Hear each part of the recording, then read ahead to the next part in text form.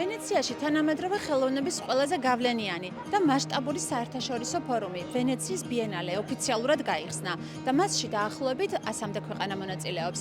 61 საერთაშორისო გამოფენა წელს მიმდინარეობს თემით მინორულ ტონებში. პროექტი, რომელიც აფრიკელი კურატორის კუიო კოს ხედვას ეფუძნება და ყურადღებას ამახვილებს მეხსიერებაზე, კოლონიალიზმზე, ომზე, ეკოლოგიურ კრიზისსა და ადამიანურ გამოცდილებაზე. ბევრი მონაწილე წლევანდელ გამოფენას ერთგვარ კულტურულ მემორიალადაც კი აღიქვამს, რადგან კუიო კო ბიენალეს გახსნამდე 1 წლით ადრე გარდაიცვალა. ჩვენ გადავწყვიტეთ მასპინძელი ქვეყნის იტალიის და რა თქმა უნდა საქართველოს პავილიონებს ვესტუმროთ და გაგაცნოთ ისინი.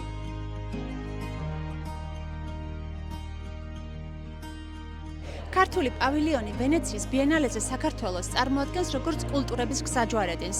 მითიური არგონავტების მოგზაურობა აქ თანამედროვე ენით იკითხება როგორც მუდმივი მოძრაობა, ცვლილება და იდენტობის ხელახლა გააზრება. წელს საქართველოს ვენეციის ბიენალეზე პროექტით თანამედროვე არგონავტების საქართველოს გზაჯვარედინი, კომისარი და კურატორი შალვა ხახანაშვილი და ნინო მეტრეველი წარმოადგენენ.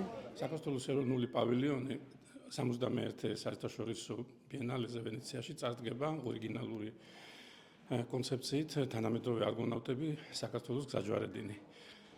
თავდაპირველი ჩანაფიქრი მთავარი დედააზრი ჩვენი კონცეფციის, მხატვრული კონცეფციის არის ის, რომ საქართველოს თავისი ისტორიის განმავლობაში იმყოფებოდა კულტურათა, პოლიტიკურ და ეკონომიკურ მაგისტრალების გზაჯვარედინზე.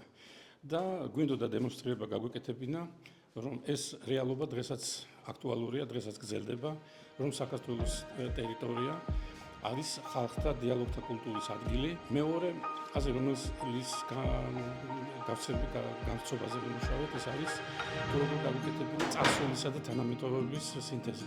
ამისათვის გამოვიყენეთ ესეთი მეთოდი ნიკო პიროსმანის, იაკობ ნიკოლაძის და ალექსანდრე ვენაშვილის ნამუშევრები. ჩვენს პავილიონში არიან იტალიელი მხატვრები, მინდოდა აუცილებლად რომ როგორც მასპინძელი ქვეყნიდან ყოლო და ერთი წარმომადგენელი ვენეციელი მხატვარი ყავს სილვანო რუბინო, ყავს ასევე გენუელი მხატვარი მაურო მასჩენარო, არიან საფრანგეთში მაცხოვრებელი სხვადასხვა ეროვნების, სხვადასხვა წარმოშობის ფრანგი მხატვრები, პოლონეთიდან, ამერიკიდან, ვენესუელიდან და თავად ფრანგი მხატვრები, რომლებსაც ძალიან ახლო ურთიერთობა გააჩნიათ დღევანდელ საქართველოსთან. ძალიან ბევრი მნახველი იყო და ყველამ აღნიშნა ეს ორიგინალური ნაწილი, რომ არ არის ეს ეროვნული ჩაკეტილი და იზოლირებული პავილიონი, არამედ ეს არის გახსნილი გარის სამყაროზე და მშვიდობის და ცხოვრების მატარებელი. იღებს საქართველოს მონაწილეობას და ეს ძალიან მნიშვნელოვანია როგორც მხატვრებისთვის, ასევე კურატორებისთვის, ხელოვნებაცოდნეებისთვის. ეს არის ახალი პლატფორმა, რაღაც გაცვლის, გაცნობის, შეუძლიათ მომსვლელებს დაათვალიერონ ჩვენი გამოფენა. მე ძალიან მოხარული ვარ, რომ უკვე გახსნამდე ძალიან ბევრმა ხალხმა მოინახულა ეს, იყვნენ სპეციალისტებიც მოსული, ჩვენი კოლეგები, მხატვრები და მოხარული ვარ იმითი, რომ აი ეს კონცეფცია, ის იდეა, რაც გვინდოდა რომ გადმოეცა ამ გამოფენას, მგონია რომ კარგად არის მოცემული, ექსპოზიციის საშუალებით კარგად გადმოვეცით. იტალიის პავილიონი წელს იტალიელი არტისტის კიარა კამონის შემოქმედებას ეძღვნება.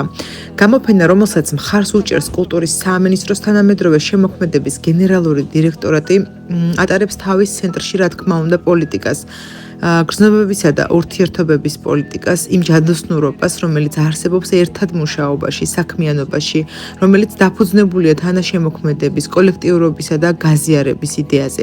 და სწორედ ამ იდეით ავაგეთ მთელი პავილიონის. ჩავთეთ მეტი ადამიანი, შეიქმნა ისეთი კატალოგი, რომელიც სავსეა სხვადასხვა ჩართულობით, საჯარო პროგრამით, რომელიც ქალაქის მრავალ ინსტიტუციას აერთიანებს. და თავად კიარას ნამუშევრებში იმ არტისტებისა და ხელოვანების ნამუშევრების ჩართვით, რომლებიც მასთან ახლოს არიან, ასევე დოკუმენტების, საგნებისა და ყველაფრის, რაც რაიმე ფორმით არტისტის წარმოსახვით სამყაროს ეკუთვნის.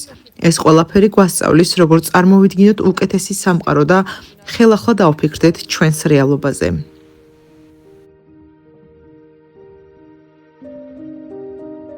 ვენეციის ბიენალე კიდევ ერთხელ აჩვენებს, რომ თანამედროვე ხელოვნება დღეს მხოლოდ ესთეტიკა აღარ არის. ეს არის რეაქცია სამყაროზე, ომზე, მიგრაციაზე, კოლონიალურ მეხსიერებაზე, ტექნოლოგიურ შიშებსა და ადამიანის მომავალზე და სწორედ ამ დიდ საერთაშორისო დიალოგში ცდილობს საკუთარი ადგილის დამკვიდრებას საქართველოც. ვენეციაში თანამედროვე ხელოვნების ყველაზე მნიშვნელოვან სცენაზე. თანამედროვე ხელოვნების ყველაზე გავლენიანი საერთაშორისო ფორუმი წელს 9 მაისიდან 22 ნოემბრამდე გაგრძელდება.